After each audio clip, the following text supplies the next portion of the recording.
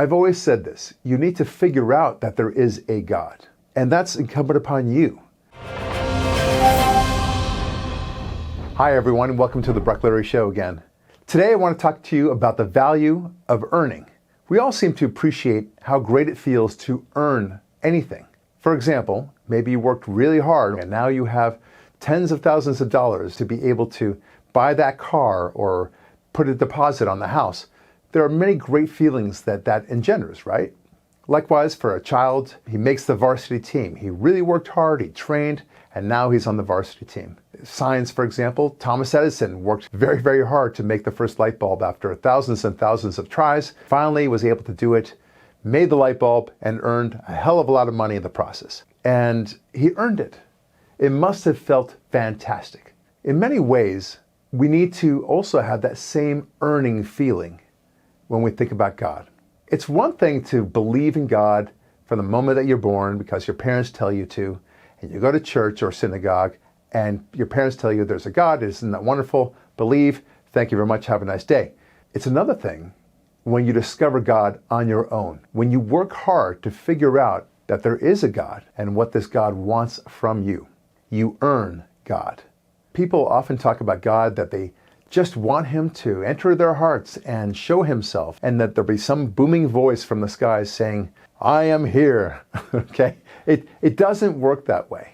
No more so than a light bulb will suddenly appear in the lap of Thomas Edison.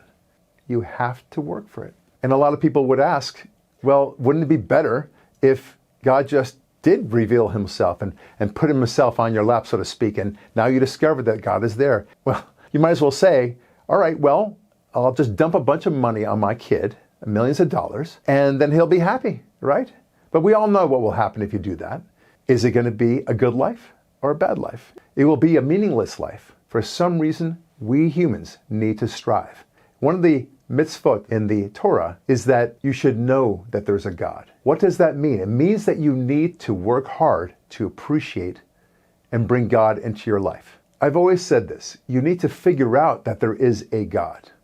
And that's incumbent upon you. In the same way that the child cannot expect to be on the varsity team just because, or that Thomas Edison should just be able to create a light bulb on his first try, it's just not the same thing. You need to earn God.